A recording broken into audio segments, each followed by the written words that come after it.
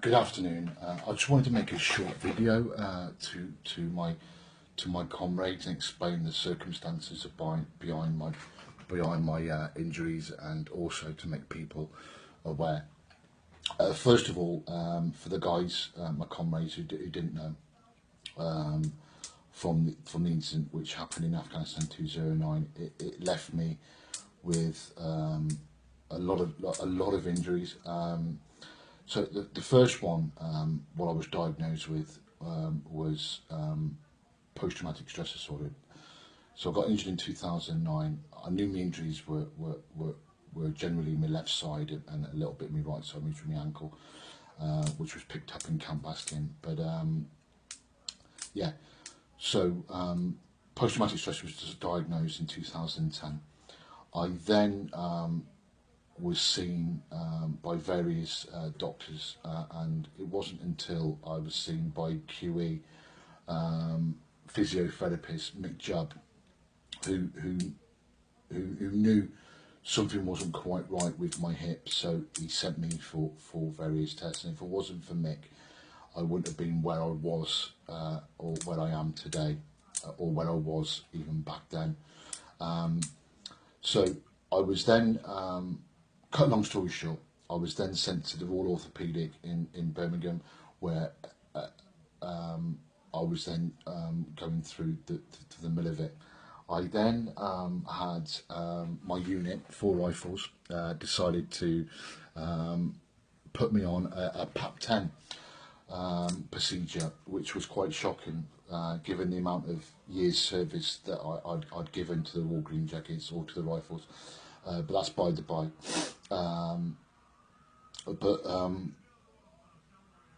I'd just seen a doctor, and previous to that, because I've been on the sick for quite a number of years, but they were very understanding in Bramco in Coventry, and they were going to give me a medical board.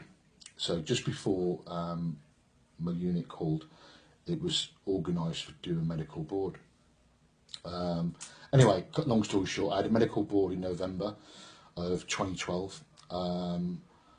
2013, May time in 2013, I had a left hip arthroscopy, resulting from Mick Jubb, the physiotherapist, knowing there was something not quite right.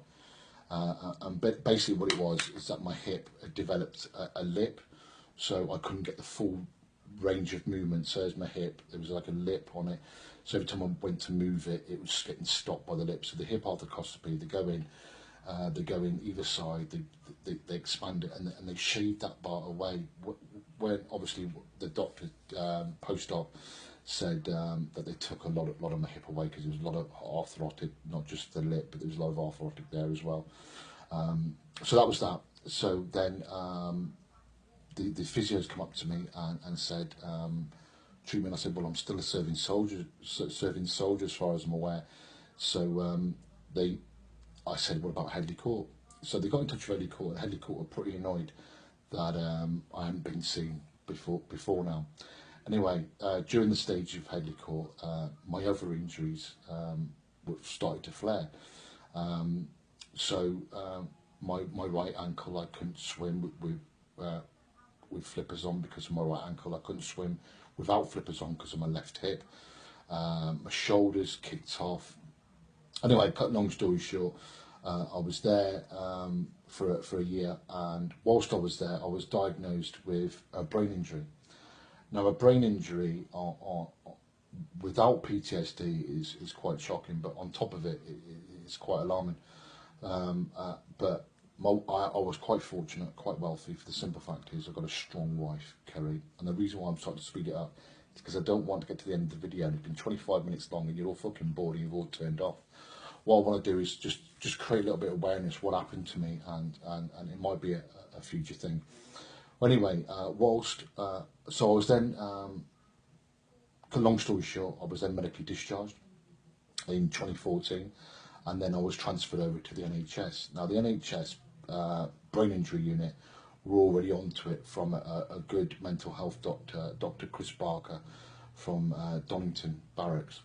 So he already set it all up before I was medically discharged, but they couldn't do it until to that. Now the brain injury itself, it's affecting my speech. I've got to concentrate really hard when I'm talking. I've got to concentrate really hard when I'm doing things. Multitasking has become, and I can't fucking multitask anyway, but it's become a non-entity. Excuse me. For the simple fact is that if I'm in the middle of something, I will forget. It only takes while I'm drive my wife mad.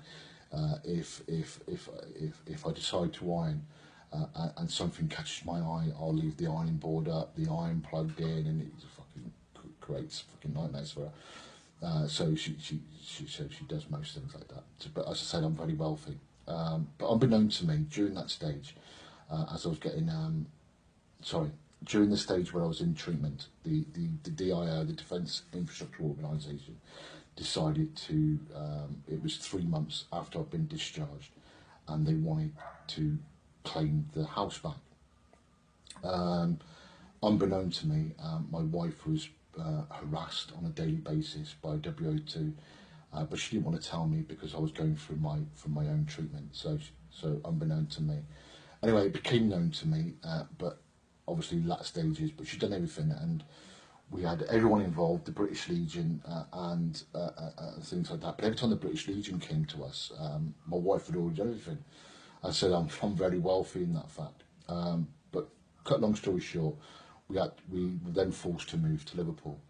It was during this time that the mental health was different up there, and I'd stopped my treatment again with various X-rays, blah blah blah. Anyway, I kept quite a lot of my treatment in QE, so it meant us coming backwards and forwards, with the help of family in Wolverhampton, where I could stay, and my wife could stay, and a good friend that I met in Moor Green. Now, Moor Green's the mental health outpatients part of Moseley Hall Hospital, if I hadn't already mentioned that. So, I've had my haircut, by the way. Anyway, so I was then transferred over to that. So now I've had a nerve conduction test, which proves that the nerve was pushing against my elbow, causing pins and needles in my fingers. They opened me up, shaved away the bone, moved the nerve over to the side, shaved a bit of the bone so it doesn't fall back into place. So I do get pins and needles a little bit, but not as constant as it was. Fast forward, because I want to try and keep it as quick as possible. Recently, I've just had an operation in my right elbow, and that was I had a spur, and I found it very hard to put my elbows down or even movement. And the spur, what it was apparently it was an old fracture, and the old fracture caused a spur. So it was about that big, it's about 2 inches, and they opened me up. They took that away, they shaved the bone down and extracted that. And also, I've just recently had my right ankle hip, a right ankle arthroscopy. I got that right.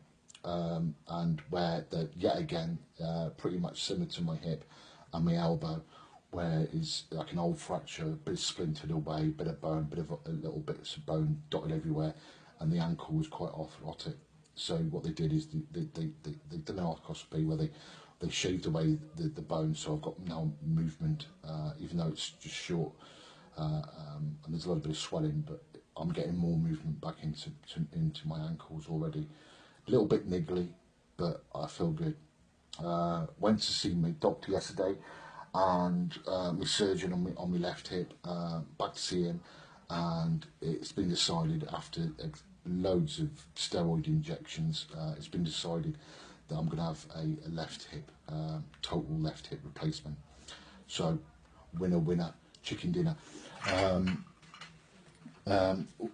Also, what I've got on top of the post-traumatic stress and the brain injury, I've got three vertebra in my neck pushing against the spine, so it's causing a lot of pain. And the three vertebrae itself, they can't put a nerve block in. Well, they said to me they can't put a nerve block in. The reason why they explained it is if they put a nerve block into the middle one, which is the one which is pushing against that one, these two are already weakened. And if they put a nerve block in, the chances are what will happen is I won't be able to walk. And at the moment, I'm walking, be it on sticks, but I'm walking. So you get the picture. So that's that. The one thing I want to try and speed this up because I don't want you to post-traumatic stress. When I went to Moor Green, I met everyone there was civilian. It was only me that was military there. So it proves the fact that I already knew. You don't have to be in the military to get post-traumatic stress. Exactly what it says on the tin. It's post-traumatic stress. It's stress that's been caused by a traumatic incident in your life. And these guys were all civilian. I was the only military guy there, as I just said. And I met, and it was the first time I felt normal in years. So I went on a few 8-week courses there, and then unfortunately then I had to move to Liverpool. And the reason why I'm doing this video as well is try and create not awareness, because you're already doing that by doing push-ups, by the way. A good friend of mine highlighted what I already knew as well. Jim Jap Holgate, who done a video not expressing his concern with doing push-ups. He said it's not going to create anything because you're not doing really any good, because all you're doing is push-ups. No one's getting anything, which obviously is his opinion, and he's right in what he's saying as well. And he donated so much money to various charities, which is winner chicken dinner yet again. What I want to say to the guys who are doing the 22-22, brilliant. You are creating awareness. Just by doing it, you are creating awareness. It goes beyond the point of you're not doing any good, you're creating awareness. So it does help, because you are creating awareness.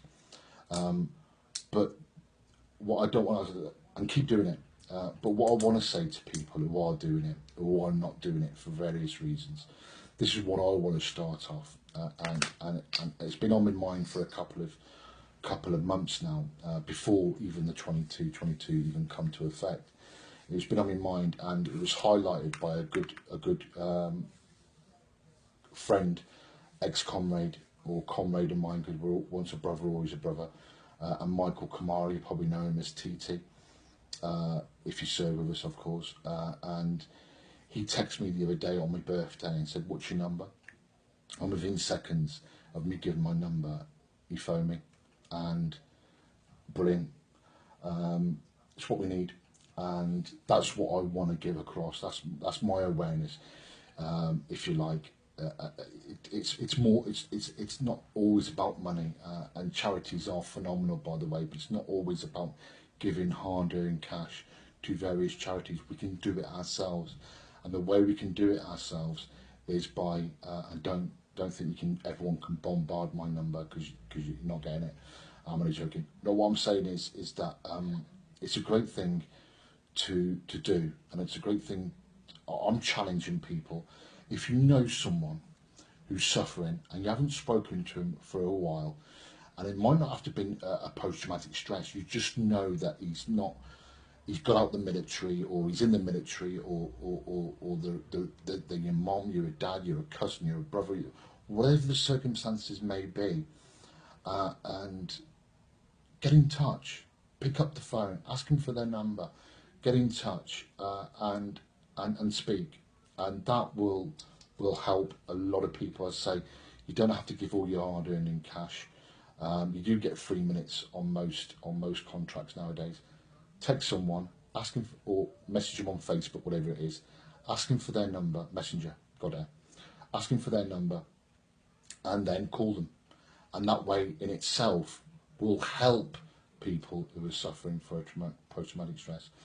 I myself have been very fortunate, very wealthy person, because I've got a loving, strong family unit. My wife is my backbone, but she's also my fall guy. So if anything goes bad, she's the first person to get it, and I want to apologise to her wholeheartedly, because I love her deeply, and I do know she doesn't get the credit that she deserves all the time. I try and give it most of the time, but not all the time. So that's my my aspect. You know what's happened to me military wise now. I've got to have a total left hip replacement, but that's not going to be until January. I'm thinking about doing this on a weekly basis, or yeah, a weekly basis, because you just get fucking fed up with me if I done it on a daily basis. But on a weekly basis, I'm thinking about doing something like this. If you've got any ideas, like a blog, Tim Harvey blog, whatever, or a military blog, and we'll all do it. We'll have a group on Facebook. Anything. If you've got any ideas, the more the merrier. I don't want people to bombard me with phones, because that's another part of my brain injury. Because I stammer a lot, and because I forget where I am, or forget where I am, but where I am in a conversation. I avoided the phone for quite some time, but obviously you get the picture now. Now I've highlighted most of my injuries, and it doesn't take being in the military to the civilian friends amongst us. It doesn't take the fact that you went to Iraq or Afghanistan or to Bosnia or you've got post-traumatic stress. It's not the case. Just because we go to a foreign country doesn't mean that we catch post-traumatic stress or we develop it. A good friend of mine, a big shout out to David Joseph, he's already highlighted that the fact that he had a post-traumatic incident before he joined the army, and then it was brought on, more was brought on whilst he was serving. I'm not saying it was military effective, it was civilian, but then something military might have happened in his life which has caused it. So me, my post-traumatic stress, and everyone's individual, my post-traumatic stress, one incident, bump, done, whole world is shit, nightmares, blah, blah, blah, you know the fucking script by now. With David Joseph, what's happened to him is that he's had a series of post-traumatic stress. So this guy now, the slightest trigger will exasperate is traumatic stress, and that's the message what I want to get across as well. I probably will do more videos because I do want to highlight, and the more people I speak to reference this, the more understanding I'll get from their perspective, because as I said, everyone's individual, and let's go through this together. Let's do this together. And if you're not suffering from anything like that, be a part of it, be a part of the group, because we need you guys as much as probably you need us deep down, because I'm a good guy and you want me to be around you. I'm only joking. But you seem to get the message, what I'm trying to portray. The guys who are doing the 22-22, there is a slight flaw in that. They didn't count all the states in America. So you're probably thinking, oh shit, yeah, you've probably got to double it, lads, or lasses. So you probably have to do 44 over 44 days, because yeah, so statistic as it might sound, the awareness that you are creating by doing it though, it is phenomenal. I'm not against that concept. I just think that it's like cancer research. I'm closing to an end, but cancer research, people putting on that they're shaving their hair for cancer. Yeah, you're shaving your hair to be like your loved one. For example, if your mom, your sister has developed, or she has to go for chemo, and they have to shave their hair. Different for men, but for women, obviously, because of their hairs, their look, their locks, it's more noticeable. I'm not saying it's different. I'm not being sexist. I'm saying it's different because it's more noticeable. It's like you shaving your hair off for cancer. I don't see where that in itself does anything for cancer. If I shave my hair off today, one, I'll be fucking very pissed off. But two, what really good is it going to have done? It's not. Oh, you had your hair cut, yeah. Oh, okay. So you get my meaning on that. So that's the concept. What I'm trying to get at is you are creating awareness. Even shaving your hair off, you're creating awareness. But it's the fact that what can we do? And if we are the best army in the world, which we are, or I was a part of the best army in the world, which we are or were, let's prove it. Let's do this together. We can do this. And also as well, post-traumatic stress is curable. And the simple fact that it's curable, not the fact that you're popping pills every day like me, to help you get through the day, but also as well the supporting network. If we can support each other, and the person then can live with the fact, it's acceptance that he's going to go to bed, and at first he's scared to go to sleep because he's going to bring on nightmares, but actually living on the days. Anyway, I think I've waffled on for long enough. You get the picture. I'll do another one. If you've got any ideas, let me know. I'm not going to give my number out just yet to everyone. If you've got it, text me or message me via Messenger. If you've got any ideas, or even you want to start a group up, I'm all for it. And as I said, I'm very wealthy. I've got a loving wife. I've got a loving family. My daughter, my son, phenomenal. They are what Kerry is.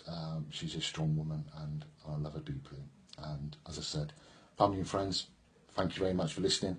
I hope you've got to the end. And if you've got any ideas, let me know. Thank you. Bye bye.